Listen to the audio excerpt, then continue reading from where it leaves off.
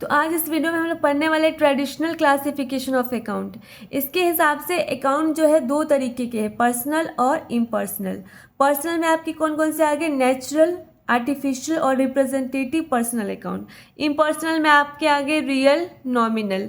तो रियल में क्या आता है, रियल रिलेटेड है आपके एसेट से, चाहे वो टेंजिबल एसेट हो चाहे वो इंटेंजिबल एसेट हो।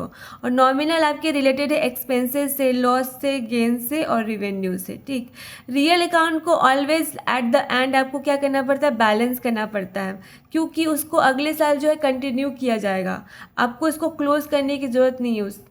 लेकिन नॉमिनल अकाउंट को ऑलवेज हर साल आपको क्या करना पड़ता है, क्लोज करना पड़ता है। इसको बैलेंस करना नहीं है, इसको क्लोज करना है सीधे। अब हम देखते हैं natural personal account. Natural personal account जो है रिलेटेड है रियल ह्यूमन बीइंग से। For example Ram account, customer, supplier, सब क्या है, रियल ह्यूमन बीइंग है। उसके बाद आर्टिफिशियल पर्सनल अकाउंट जो है आपके रिलेटेड है ऑर्गेनाइजेशन से, इंस्टीट्यूशन से, कंपनी से, जो क्या है ह्यूमन बीइंग नहीं है, ये इंसान नहीं है, लेकिन इंसानों द्वारा क्या है, बनाए गए हैं। इनको जो है सेपरेट इंटिटी का एक क्या लॉ के द्वारा सेपरेट इंटिटी का पहचान मिला है कि ये सेपरेट इंटिटी है, इनकी भी एक आइडेंटिटी है। ठीक है, जैसे फॉर एग्जांपल बैंक अकाउंट हो गया, कंपनी अकाउंट हो गया, स्कूल अकाउंट हो गया, हॉस्पिटल हो गया। तो ये सब क्या है, आर्टिफिशियल पर्सनल अकाउंट है, मतलब ये ह्यूमन बीइंग नहीं है, लेकिन इनको ह्यूमन बीइंग ने बनाया है, इसलिए आर्टिफिशियल यहाँ पे लगा हुआ है। फिर अब आता है आपका लास्ट में आता है आपका representative personal account. Representative personal account में आपके क्या आ गए, रिप्रेजेंटेटिव पर्सनल अकाउंट क्या करता है कि रिप्रेजेंट करता है पर्सन को या फिर ग्रुप ऑफ पर्सन को। डायरेक्ट रिप्रेजेंट नहीं करता, इनडायरेक्ट करता है।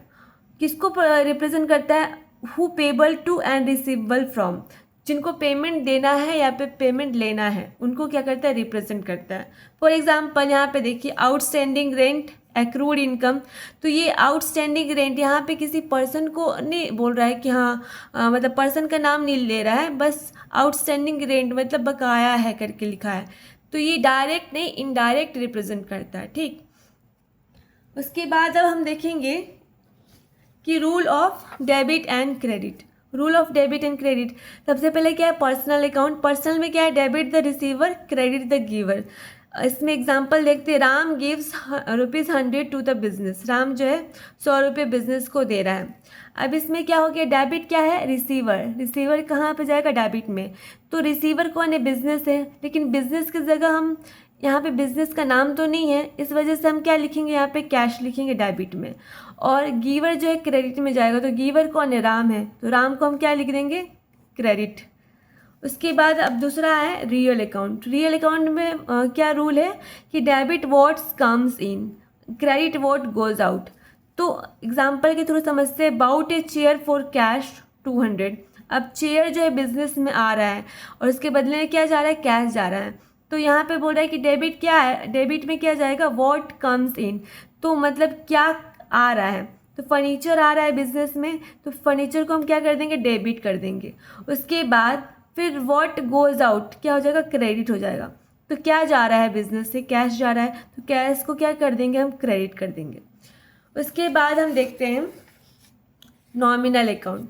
नॉमिनल अकाउंट का क्या रूल है कि debit all expenses and losses. जितना भी एक्सपेंस और लॉस क्या होगा वो डेबिट होगा, और जितना भी इनकम और गेन होगा वो क्या होगा, क्रेडिट होगा। अब यहाँ पे एग्जाम्पल के थ्रू समझते हैं। एग्जाम्पल में पेड सैलरी 500। अब जो है सैलरी क्या है, पे कर रहे हैं हम, कैश के थ्रू पे कर रहे हैं, राइट। तो हम सैलरी हमारा क्या एक्सपेंसेस है, तो हम इसको क्या लिखेंगे, ऑल एक्सपेंसेस एंड लॉसेस कहाँ जाएगा, डेबिट में। तो हम सैलरी को कहाँ पे लिख देंगे, डेबिट में लिख देंगे। अब यहाँ पे देखिए to cash account. To cash account जो है, कैश अब हमारा क्रेडिट में क्यों गया, आइए हम इस नोट के थ्रू समझते हैं। अब सैलरी जो हमारा एक्सपेंसेस था और नॉमिनल अकाउंट में आता है सैलरी, इस वजह से हम जो है यहाँ पे इसको डेबिट में लिख दिए। लेकिन कैश जो है हमारा क्या होगा, रियल अकाउंट है, क्योंकि कैश क्या है, एसेट है। और रियल अकाउंट का क्या फॉर्मूला है कि credit what goes out, credit what goes out. तो जो जा रहा है, कैश जा रहा है, तो कैश जा रहा है, तो यहाँ पे क्रेडिट में क्या लिखेंगे, कैश अकाउंट करके लिखेंगे। क्यों? क्योंकि यहाँ पे क्रेडिट वोट गोज आउट, जो जा रहा है उसको हम क्या कहाँ लिखेंगे? क्रेडिट में लिखेंगे। तो उम्मीद करते हैं आपको ट्रेडिशनल क्लासिफिकेशन ऑफ अकाउंट समझ में आए होंगे। तो आज के लिए बस इतना ही। अगर आपको मेरा वीडियो अच्छा लगे तो वीडियो को लाइक कीजिए। अगर कुछ भी थोड़ा सा भी डाउट हो तो आप कमेंट ज़रूर करिए और मेरे चैनल को सब्सक्राइब ज़रूर कर दीजिए। मिलते हैं नेक्स्ट वीडियो में।